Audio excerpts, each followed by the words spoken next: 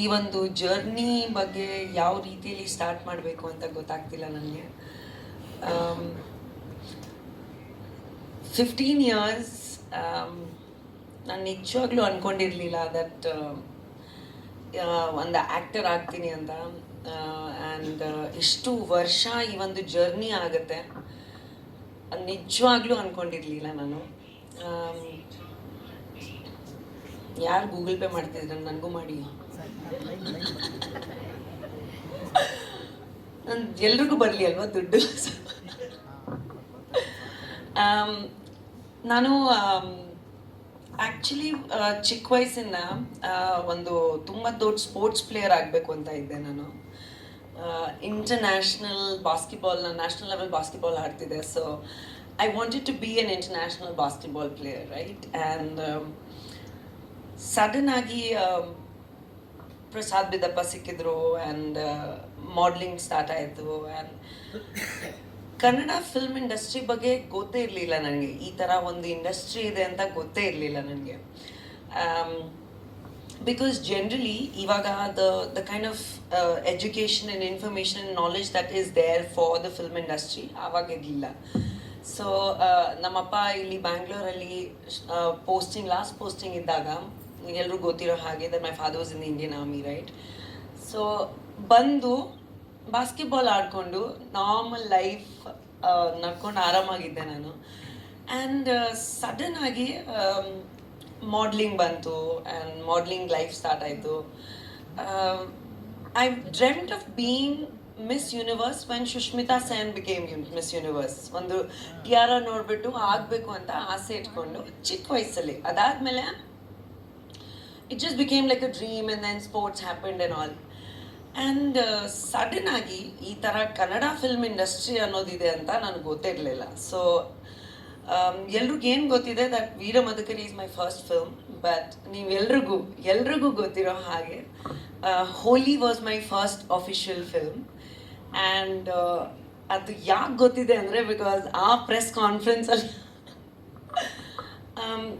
I think all of you who are sitting here right now know that ಆ ಒಂದು controversial press ಕಾನ್ಫರೆನ್ಸಿಂದ Ragini Dwivedi ಯಾರು ಅಂತ ಎಲ್ರಿಗೂ ಗೊತ್ತಾಯಿತು ಆ್ಯಕ್ಚುಲಿ.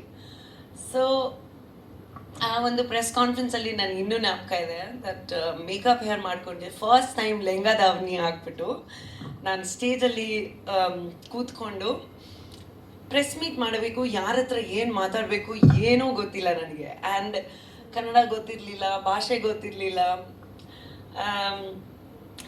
ಒಬ್ಬರು ಐ ಥಿಂಕ್ 2-3 ಸೀನಿಯರ್ ಜರ್ನಲಿಸ್ಟ್ ಜೊತೆ ಜಗಳ ಮಾಡಿಬಿಟ್ಟು ನಾನು ಸ್ಟೇಜಿಂದ ಎದ್ದು ಹೋಗಿದ್ದೀನಿ, ಮೇಕಪ್ ಹೇರ್ ಮಾಡಬೇಕು ಅಂತ ಹೋಗಿದ್ದೀನಿ ಆ ಥರ. And so it started like that, right? And ಆವಾಗ ಒಂದು ರಿಯಲೈಸೇಷನ್ ಬಂತು ನನಗೆ, ಒಂದು ಇಂಡಸ್ಟ್ರಿ ಆಗಿ ಒಂದು ಇಂಟ್ರೊಡಕ್ಷನ್ ಆಗಿ ಬರ್ತಾ ಇದ್ದೀನಿ. ಇವಾಗ ಭಾಷೆ ಗೊತ್ತಾಗ್ಬೇಕು ನನಗೆ. ಭಾಷೆ ಗೊತ್ತಿಲ್ಲ ಅಂದರೆ ನನಗೆ ಏನೋ ಮಾಡೋಕ್ಕಾಗಲ್ಲ, ಏನೋ ಮಾತಾಡೋಕ್ಕಾಗಲ್ಲ. ಮದಕರಿ, ನಾನು ಸುದೀಪ್ ಅವ್ರನ್ನ ಫಸ್ಟ್ ಟೈಮ್ ಅವ್ರ ಆಫೀಸಲ್ಲಿ ಅವ್ರ ಬರ್ತ್ಡೇ ದಿನ ಮೀಟ್ ಮಾಡಿದ್ದು. ನಾನು ನಮ್ಮಮ್ಮ ಒಂದು ಬುಕ್ಕೆ ತೊಗೊಂಡೋಗಿದ್ದು. ಆ್ಯಂಡ್ ಮೀಟ್ ಮಾಡಿದ ತಕ್ಷಣವೇ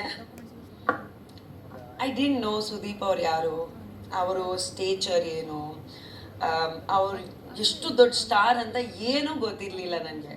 ಫೋಟೋಶೂಟ್ ಮಾಡಿದ್ದೀನಿ. ಒಂದು 3 to 5 days ಆದಮೇಲೆ I was on the sets of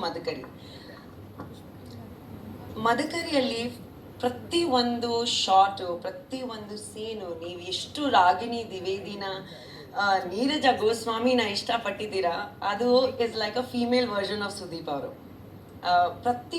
ಒಂದೊಂದು ಸ್ಟೇಟ್ಮೆಂಟಿಂದ ಹಿಡಿದು ಲೈನಿಂದ ಹಿಡಿದು ಎಲ್ಲ ಹೇಳ್ಕೊಟ್ಟಿರೋದು ಅವರು.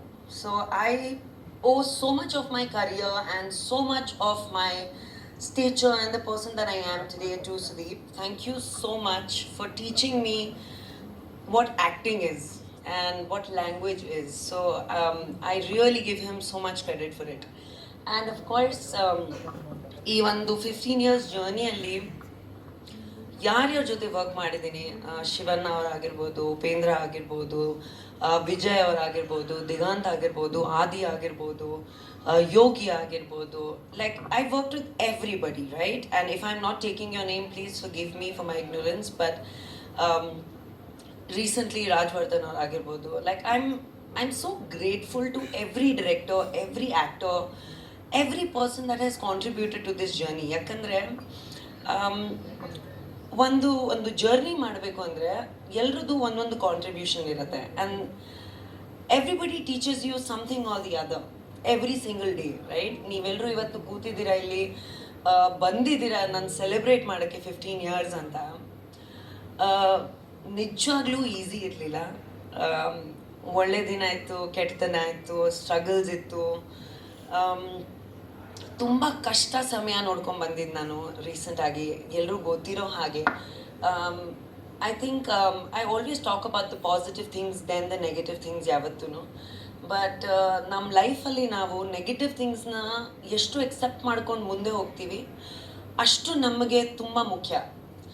ಸೊ ನಿಜವಾಗ್ಲೂ ಯಾರೂ ಇರಲಿಲ್ಲ, ಕಷ್ಟ ಸಮಯದಲ್ಲಿ ಯಾರೂ ಇರಲಿಲ್ಲ, ಒಳ್ಳೆ ಸಮಯದಲ್ಲಿ ಎಲ್ಲರೂ ಇರ್ತಾರೆ. ನಾನು ಎಲ್ರಿಗೂ ಕಷ್ಟ ಸಮಯದಲ್ಲಿ ಯಾವತ್ತೂ ಇದ್ದೆ, ಒಳ್ಳೆ ಸಮಯಕ್ಕಿಂತ. ಬಟ್ ನನಗೆ ಯಾರೂ ಇರಲಿಲ್ಲ ನಿಜವಾಗ್ಲೂ. ಬಟ್ ಆದರೂ there was a strength, there was a power, there was something I think above normal people that just took me ahead. And I think ನನ್ನ ಜರ್ನಿಯಿಂದ ಒಂದು ಮಾತು ಏನು ಹೇಳಬೇಕು ಅಂತ ಇದ್ದೆ ನಾನು. Okay. I told you, make sure I don't get emotional, right?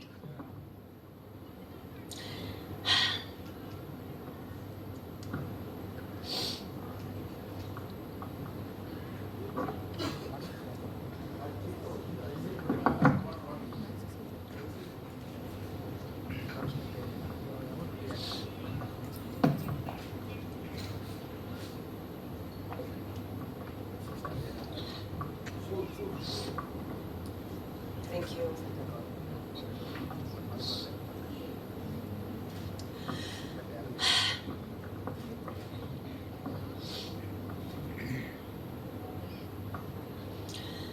ಯಾಕೆ ಅಳ್ತಾ ಇದ್ದೀನಿ ಅಂದರೆ, ಎಷ್ಟು ಸ್ಟ್ರೆಂತ್ ತೋರಿಸೋದು ಎಷ್ಟು ಮುಖ್ಯವಾಗಿರುತ್ತಲ್ಲ ಜೀವನದಲ್ಲಿ, ವೀಕ್ನೆಸ್ ತೋರಿಸೋದು ಅಷ್ಟೇ ಮುಖ್ಯವಾಗಿರುತ್ತೆ. You have to accept that you can be weak. There are good days, bad days.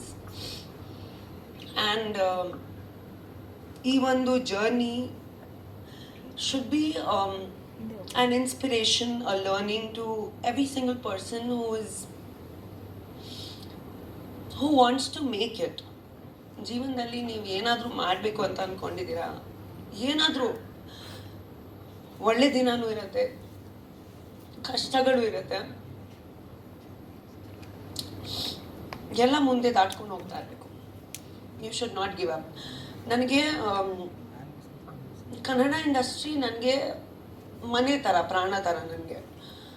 But ನಿಜವಾಗ್ಲೂ ಬೇರೆ ಇಂಡಸ್ಟ್ರೀಸಿಂದ ನನಗೆ ಬಂದಿರೋ ಪ್ರೀತಿ ಆಗಿರ್ಬೋದು, ಸಪೋರ್ಟ್ ಆಗಿರ್ಬೋದು, ಕೆಲಸ ಆಗಿರ್ಬೋದು ಎಷ್ಟಿದೆ, ಆ ಥರ ಲವ್ ನನಗೆ ಈ ಇಂಡಸ್ಟ್ರಿಯಿಂದ ಸಿಕ್ಕಿಲ್ಲ. ನಾನು ಎಷ್ಟು ಕೊಟ್ಟಿದ್ದೀನಿ, ಪ್ರಾಣ, ಪ್ರೀತಿ, ಹೆಸರು. ಇವತ್ತು ಕೂಡ ನಾನು ಬೇರೆ ಇಂಡಸ್ಟ್ರೀಸಲ್ಲಿ ಹೋದರೆ, ನಾನು ಸ್ಯಾಂಡಲ್ವುಡ್ ಆ್ಯಕ್ಟರ್, ನಾನು ಕನ್ನಡತಿಯಾಗಿ ಇಂಡಸ್ಟ್ರಿ ಪ್ರಮೋಟ್ ಮಾಡ್ತಾ ಇದ್ದೀನಿ.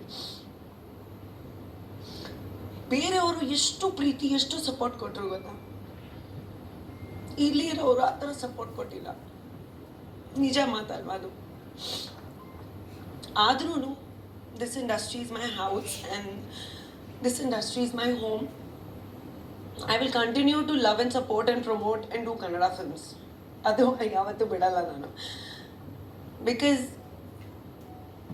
ಯಾರು ಬಂದರು, ಯಾರು ಬಂದಿಲ್ಲ ಅಂದ್ರೂ ನಾವು ನಮಗೋಸ್ಕರ ನಿಂತ್ಕೋಬೇಕು, ನಾವು ನಮ್ಮವ್ರಿಗೋಸ್ಕರ ನಿಂತ್ಕೋಬೇಕು ಅಂತ ನನ್ನ ಹಠ. ಸೊ